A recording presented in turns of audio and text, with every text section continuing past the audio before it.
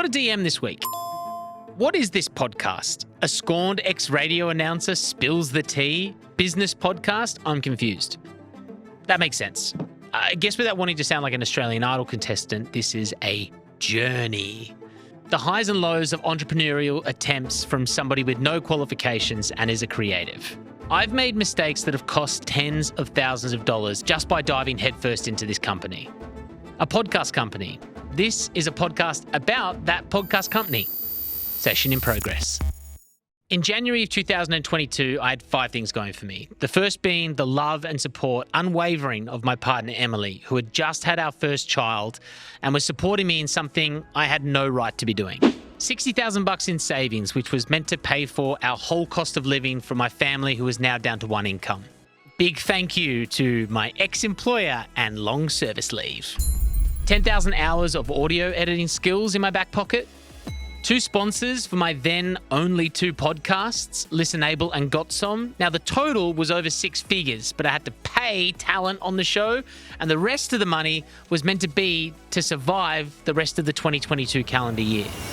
And the biggest one, and the reason that I knew this was something I needed to at least try, was we were going to disrupt the podcast industry, which is audio only, by creating an amazing network that offered one thing nobody else was doing: accessibility to all.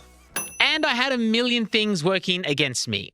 I had no studio to record in, no equipment to record with, no idea about how to use the equipment that didn't exist for the studio that I didn't have. In January, February, and March of 2022, I was working from home, and I realized I am terrible at working from home. I would see dirt on the floor, I would get out the Dyson. Winston would come for a pat, that would end up in a walk. And then on Wednesdays, I would find myself at midday sitting on the couch waiting for the Lifestyle channel to upload the latest episode or Love It or List It. And the big one.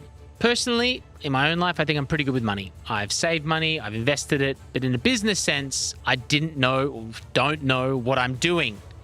Yeah, I had an accountant, yes, but I didn't have somebody who was able to give me forecasts for the future or tell me where to put those initial sponsorship money towards. Had I had that person helping to guide me, I would probably be 6 to 12 months ahead of where we are now. And I wouldn't have spent many nights staring at the ceiling in the dark, thinking, is the roof crumbling in on me? And some nights wishing that it would. By February, 2 of those problems will be solved by one location. I started working at the Commons in South Yarra. It's a co-working space where I had my own office. And by office, I digress, it was a dedicated desk, but it was 1.4 meters of mine. I could put my stuff down there and it made everything feel real. The next thing was to get my very first cameras. So I did a tiny bit of research and found out that GoPros shoot in 4K. That was enough for me. High quality imagery. I would buy 3, one to have on Dylan Alcott, one to have on our guest, and one to have on myself. I was set for the recording. 3 times $650 later, about 10 minutes of YouTube tutorials to get the right settings on the GoPro, and our guest Noah Callum was arriving. Now, Noah is nonverbal, he's a disability tech founder, and he speaks through the use of AAC, which is a computer through his chair. 40 minutes into his incredible story where he's been vulnerable and sharing his lived experience with disability, and the unthinkable happens. Cool, so make sure you check it out.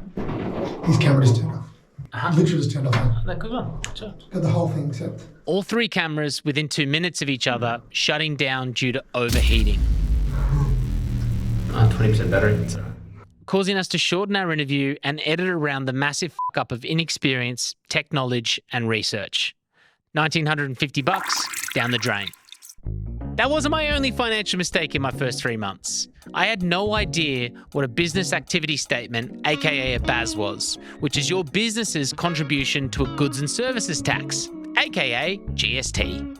I just thought you paid your tax in June when the dust had settled. The government want to keep businesses honest along the way and make sure that we can afford the 25% business tax come that time. The government was looking for their quarterly BAS payment, 10% of everything we had earned, which meant $12,500 from those sponsorships. And because of that big January influx of income, they were expecting big things from your pocket, and they wanted $15,000 for a pay-as-you-go payment, or PAYG. I remember the next day writing my first entry in this, my journal. On the next episode of Session in Progress. The first day I write in this journal might be one of my business's last. Episodes are dropping every week until we catch up till today. If you like this episode, then give our new podcast page a follow. It's at session.in.progress, where we can talk all things podcasting. Thanks for listening.